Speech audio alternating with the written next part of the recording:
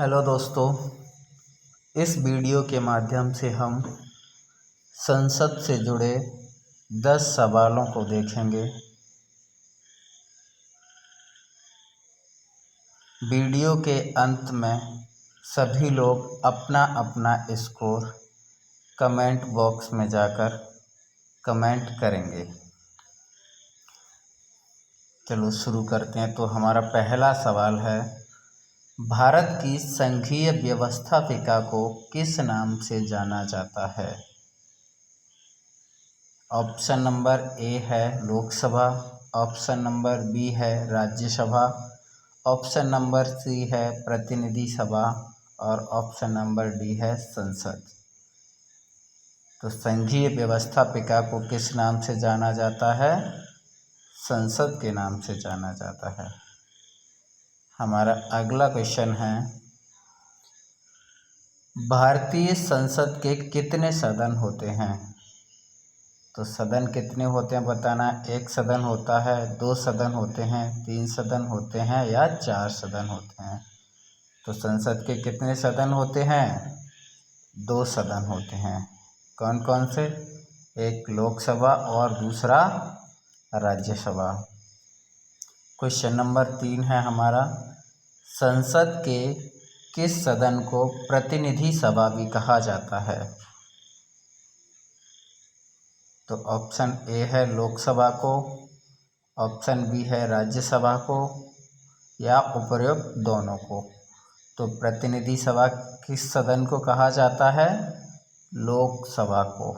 जो डायरेक्ट प्रतिनिधियों के द्वारा चुन के आती है उसको लोकसभा को प्रतिनिधि सभा कहा जाता है। संसद का लोकप्रिय सदन कौन सा है?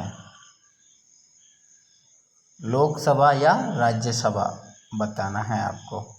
तो संसद का लोकप्रिय सदन कौन सा होगा? लोकसभा, जो डायरेक्ट लोगों के द्वारा चुना जाएगा, जिसका कार्यकाल कितना होता है?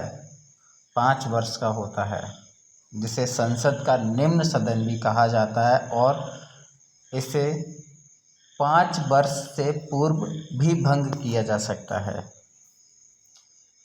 सवाल नंबर 5 है हमारा, संसद का स्थायी सदन किसे कहा जाता है? लोकसभा को या राज्यसभा को? तो इसका आंसर हो जाएगा स्थायी सदन किसको बोलते हैं? राज्यसभा को।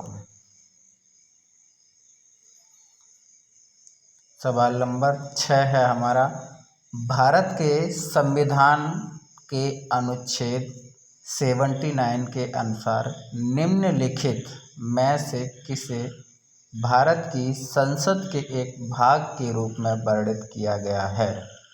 लोकसभा को, राज्यसभा को या भारत का राष्ट्रपति? तो 79 में क्या है? संसद। और संसद में क्या क्या आता है? लोकसभा भी आती है, राज्यसभा भी आती है और भारत का राष्ट्रपति भी आता है। तो इसका आंसर हो जाएगा ऑप्शन नंबर लास्ट।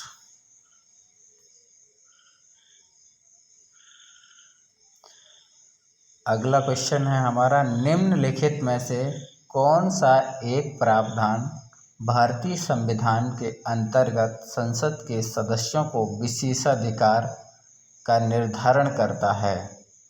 तो वो कौन सा अनुच्छेद है जो संसद सदस्यों को विशेषाधिकार देता है? तो वो हो जाएगा हमारा 104, 105, 82 या 117। तो वो हो जाएगा हमारा अनुच्छेद नंबर 105। क्या विशेषाधिकार देता है? संसद में भाषण देने की स्वतंत्रता देता है ये सांसदों को। और क्या देता है सांसदों को विशेषाधिकार? सदन की कार्यवाही के प्रकाशन का अधिकार। सांसदों को यानी कौन सा अनुच्छेद विशेषाधिकार देता है? तो अनुच्छेद 105 क्या क्या विशेषाधिकार देता है? ये सदन में भाषण देने की स्वतंत्रता और सदन की कार्यवाही के प्रकाशन का अधिकार। तो अगला क्वेश्चन है हमारा यहाँ पे, निम्नलिखित में से कौन संसद का अनन्य भाग नहीं है? अनन्य भाग नहीं है, गौर करना, यहाँ पे नहीं पूछा है। तो राष्ट्रपति संसद का भाग होता है, लोकसभा और राज्यसभा भी संसद का भाग होती हैं, तो यहाँ पे सही आंसर हो जाएगा उपराष्ट्रपति। ये संसद का भाग नहीं होता।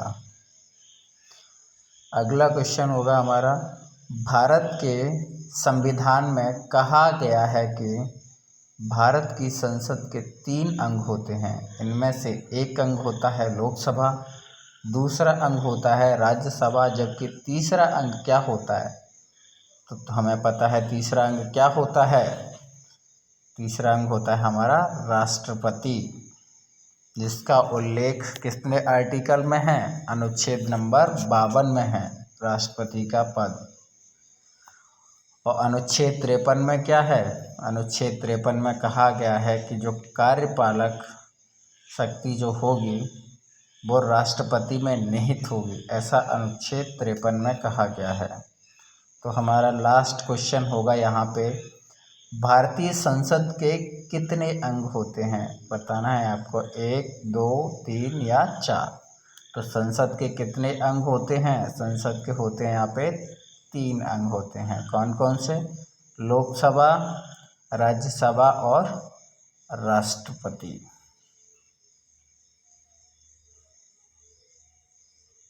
सब लोग अपने अपना स्कोर कमेंट बॉक्स में जाके कमेंट करके बताएंगे।